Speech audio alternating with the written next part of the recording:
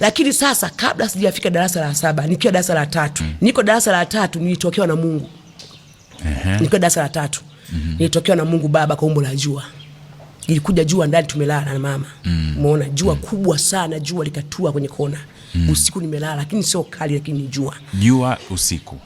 Okay. Nimelala, likaja jua. Tunajua jua lilivyo. Likamulika ndani pote paka mwanga mweupe sana. Lile jua likaanza kusema na mimi. Likasema kwamba mimi ni Mungu. Mimi ni Mungu, mimi ni Mungu. Sina mwili, sina mwili, sina mwili. Mimi ni roho. Mimi ni roho, mimi ni roho mara 3. Nimekuja kusema na wewe. Umeona? Ile jua yani linacheza cheza hivi. Ni jua ile sauti inatoka kubwa kama ina mwangu hivi, narudia ile sauti. Ile jua inacheza cheza namna hii.